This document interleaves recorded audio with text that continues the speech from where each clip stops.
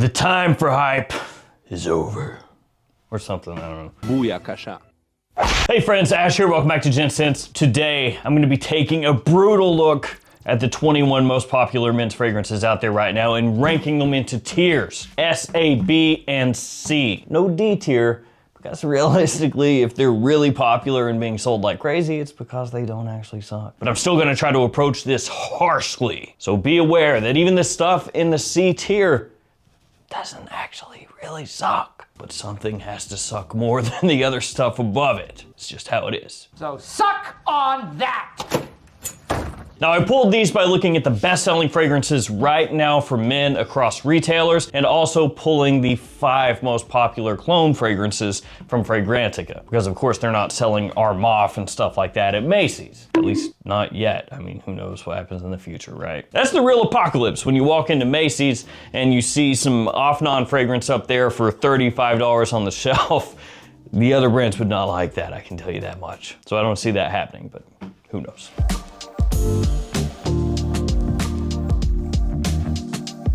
Now these are the fragrances at play. Take a look. All right, let's go. Acqua di Gio Eau de Toilette. Classic fresh fragrance. Actually one of my favorite scents of all time. One of my most worn fragrances, one of my most complimented fragrances.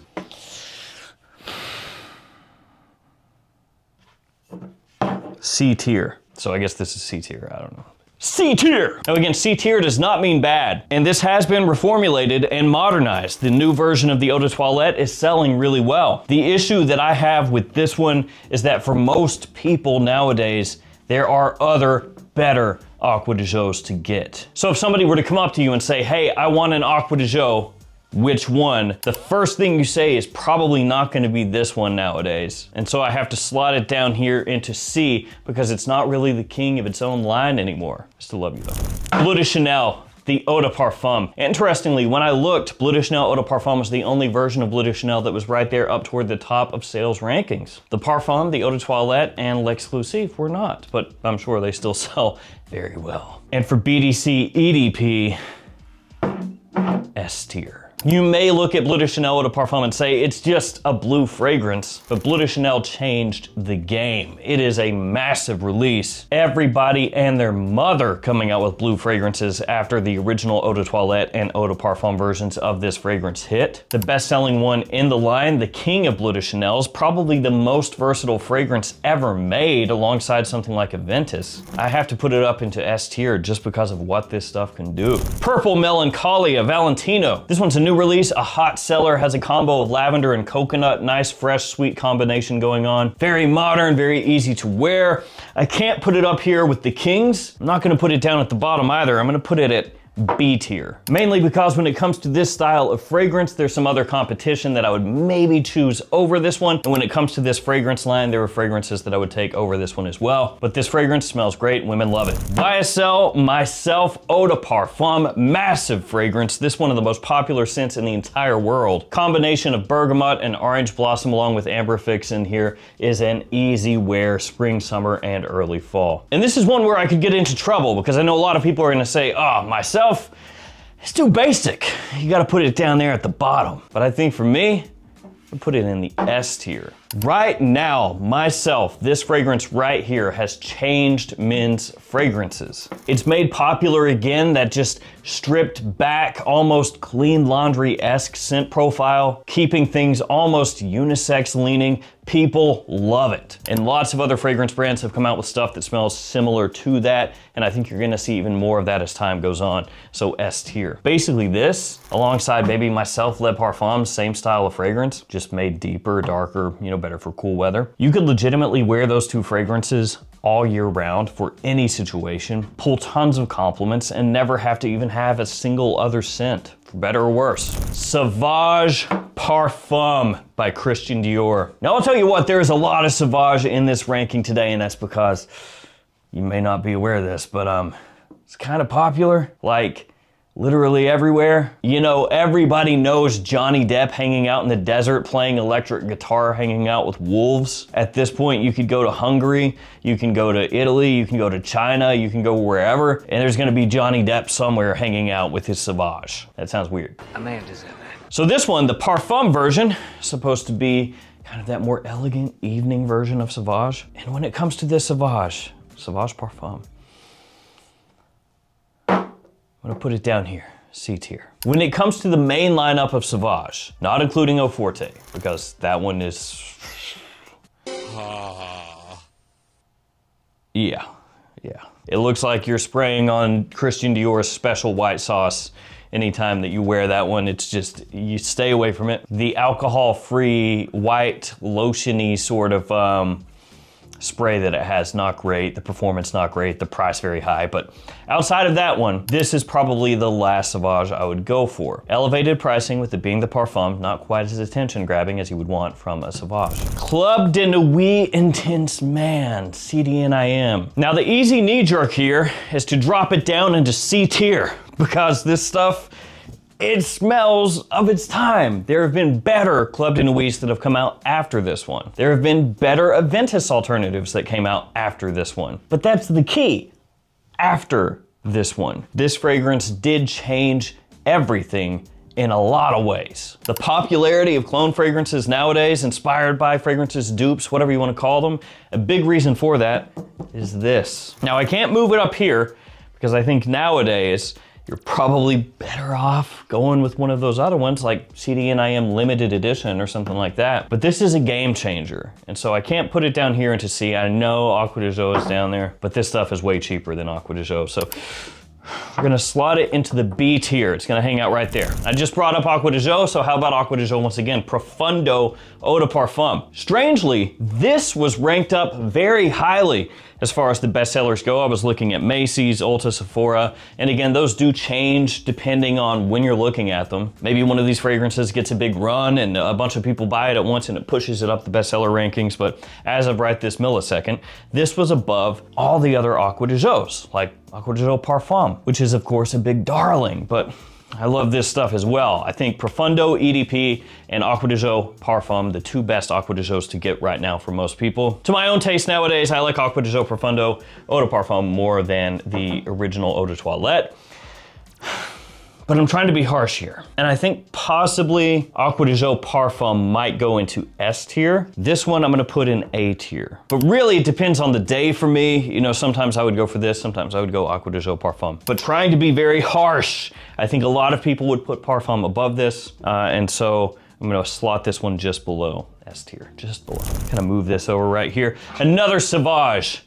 Yes, this one, the Eau de Parfum. So the Eau de Parfum is like that sweet spot. You know, we've got Bleu de Chanel Eau de Parfum over here in the S tier. A lot of people would say that's the best Bleu de Chanel. And when it comes to the original Sauvage DNA, which a lot of people are going to consider a maybe very cool spray, which is discontinued, but the Eau de Toilette, the Eau de Parfum, the Parfum. The Eau de Parfum here takes the original Eau de Toilette DNA, but it smooths things out, gives it a nice boost of vanilla. I'm gonna put it in the A tier. I know once again, Dior Sauvage, a lot of people would be like, no, it's too popular, it's too boring, it's too this, it's too that. Move it down there at the bottom. But I feel like just as far as, you know, what people are buying Sauvage to do, which is to be versatile, to get attention, and to last, this crushes at all three of those things. So yeah, you may say, not the most exciting thing ever, but it works. So we got 2, 2, 2, 2. We gotta finish out the trifecta of the big blue fragrances.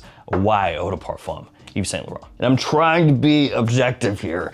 Y EDP, I have probably worn more than Bleu de Chanel Eau de Parfum, more than Sauvage Eau de Parfum. I love the balance of freshness and sweetness that it has. But I don't think I can slot it right here into the S tier.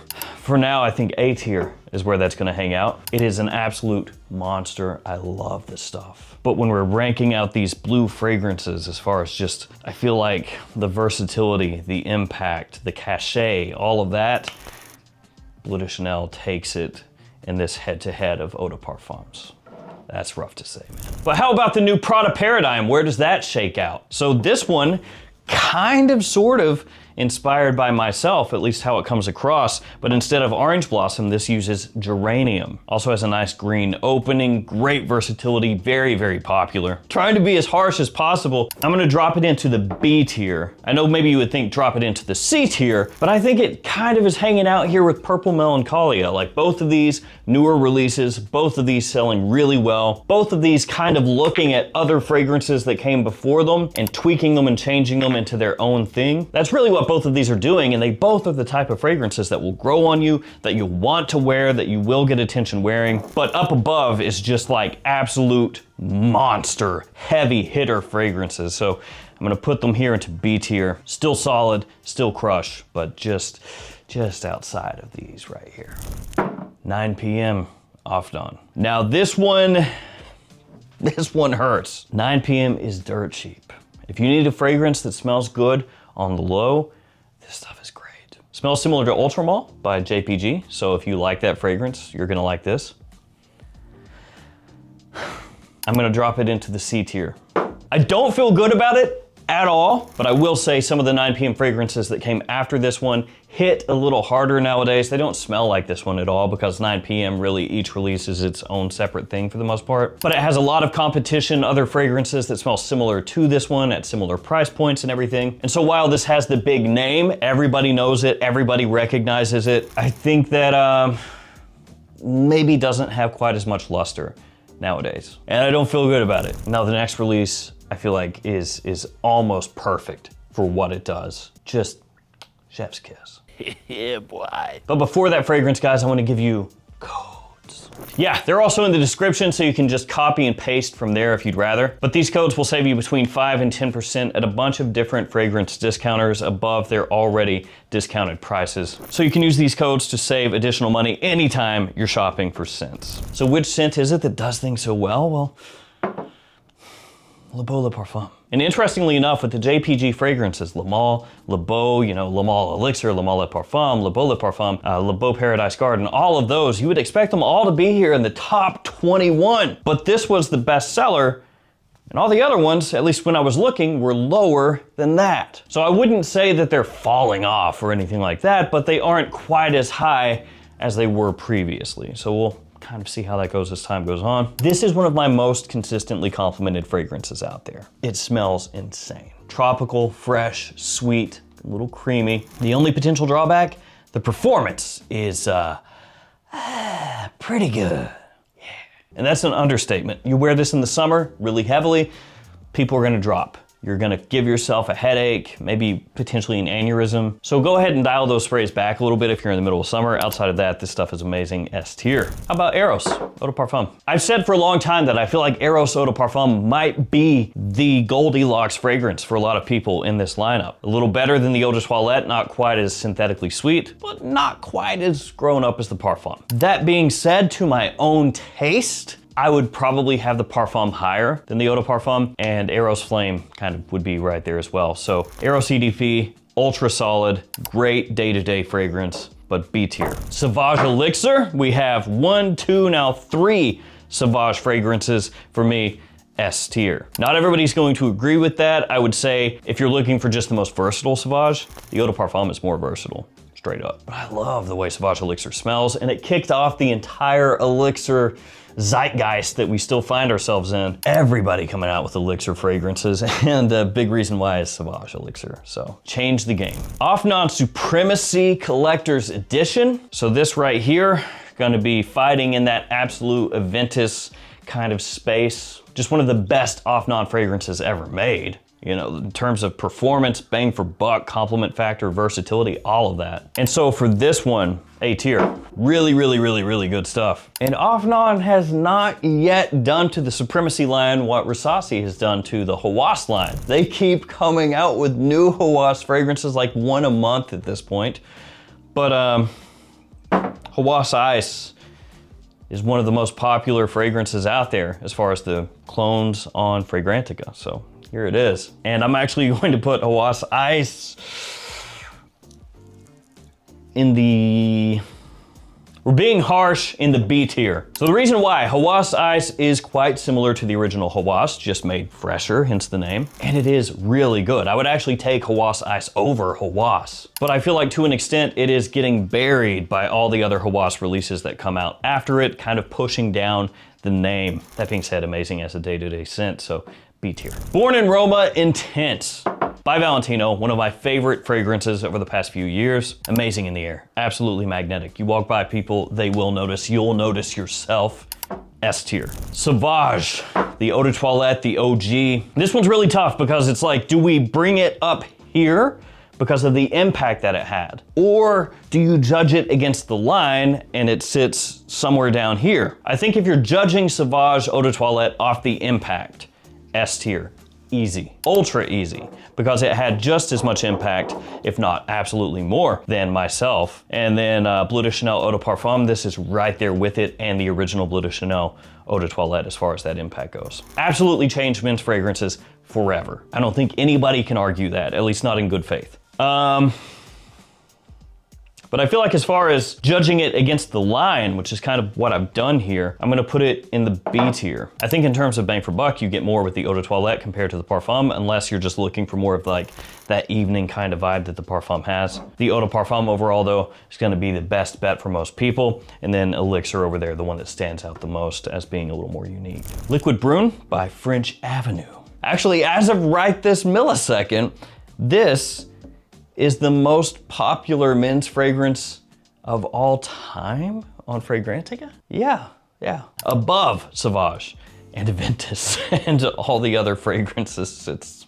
I mean, I wasn't surprised to see it up there, like in the top area, I guess, but number one. That being said, as far as clones go, this one is one of the ones that just kind of hit unbelievably hard and has just kept on rolling. They have come out with the collector's edition, but outside of that, they haven't really spammed this. It's just kind of been sitting on its own. And for most people, even though there are other dupes out there, alternatives to Altair, which is what this smells similar to, most people just automatically think of this one. So I'm gonna put this into A tier. I feel like, you know, in the hierarchy of Middle Eastern dupe fragrances by importance, Club de Nuit is up there, Liquid Brun is up there, Camera is up there, probably 9 p.m. is up there. And then what would that fifth one be? Probably something obvious I'm missing. You could maybe say Assad, something like that, but I feel like Assad doesn't have quite the same oomph. Let me know what you think. Bad Boy Cobalt by Herrera. Ooh. So this is one where I'm feeling it down here and I'm kind of stuck between C and B. Now with Cobalt, absolutely versatile. With Cobalt, you do get something you can wear all year round. Daytime, evening, doesn't really matter. It isn't crazy expensive. It does have a similar smell to Invictus Platinum, for whatever that's worth. I feel like it's top heavy. I have to put it down here in C.